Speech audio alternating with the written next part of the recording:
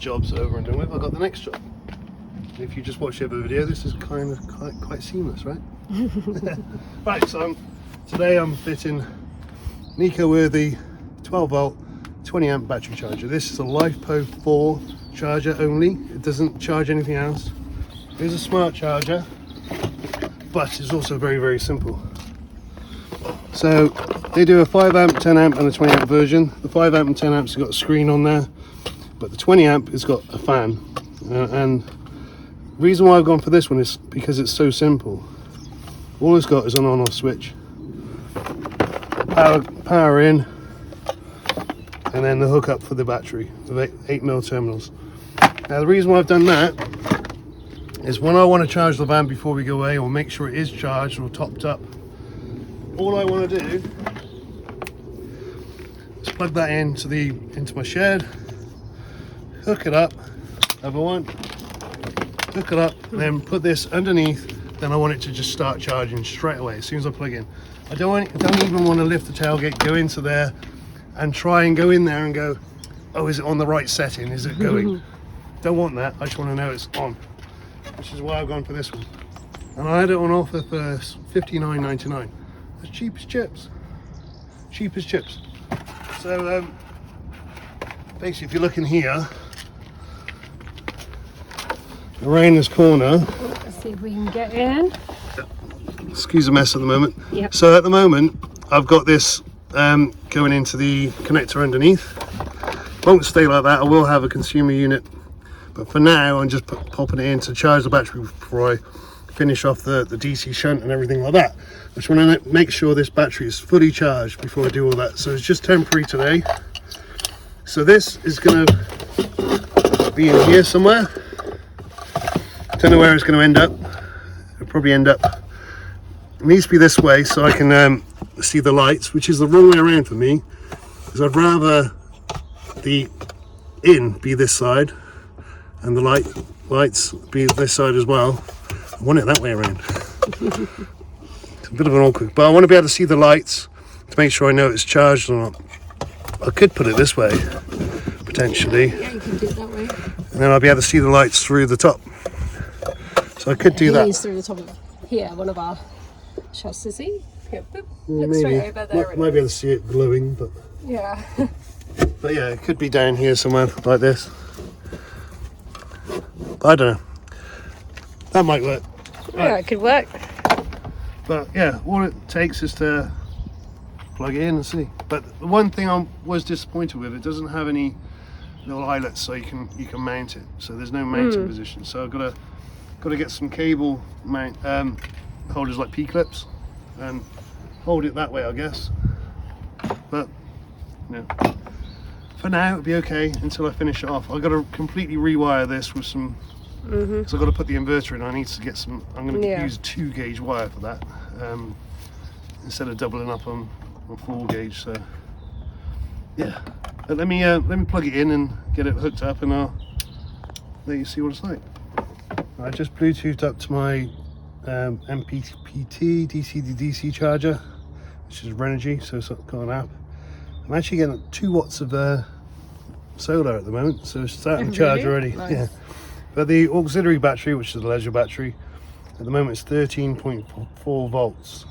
Let's just have a closer look at that. And the charging amps is 0.76 amps at the moment, and it's actually getting 10 watts now. So if I was to put the pop top up and angle the solar panel towards the sun, because it's really low because it's winter, you get more than that. Right, so I've got it kind of quickly in there, hooked up. You've got a light on there already, even when it's not hooked up to the shore power. It says power on but not turned on, or not turn on. There you go, that's the Chinese for you, right? Good thing, the other thing to say about this is CE marked, so it is fully safe. Now, when I go plug it in, if the battery is fully charged, it will have a green light. This second one down here, that one will go green. Oh yeah, okay. I don't know if you can't see, it's not focusing. There we go. But that one will be green anyway. If it's charging it, it'll go red.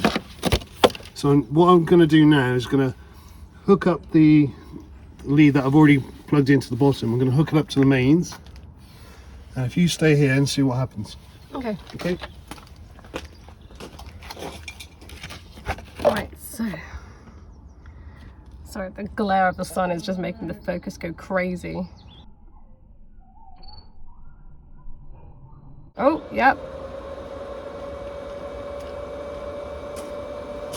So it came on as green and almost immediately turned red. And then the fans came on. Yep. Yep. So it started to charge straight away without having to press any buttons or anything. Oh, you can actually feel the air coming out as well. So now this can act as a 20 amp power supply. So if you're at a campsite, which we won't often be at, if I hook up to the shore power at a campsite, I can use the battery as it is. That will actually power the inverter. It'll automatically transfer over to the shore power. But this will turn on and keep my battery topped up as well, because everything else, like the fridge and everything, will be coming from the battery. Now this is charging more than what the fridge and lights would draw. So even if I had everything on, it would start charging that battery if it was down. But then you've got the solar as well, right? So it's all going to be charged on the battery. Yeah, so it's quite good. So you could have it on all the time at night, but if it's noisy, if that fan gets noisy, you can just turn it off at the back, and then it's off, right? Yep. When you're hooked up to shore power. Okay, and that second light turned off when you switched that as well. Yeah.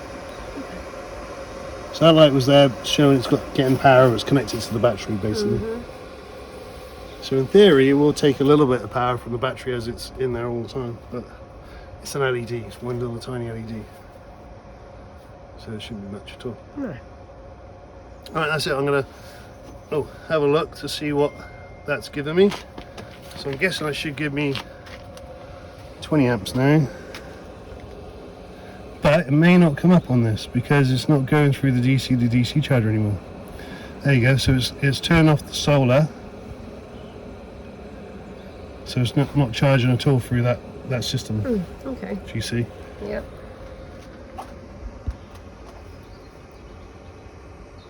Okay. So now I'm getting 20 amps of charging, which I can't remember how long it would take to do a 280 amp hour battery from flat. I think it was 10 hours, I believe.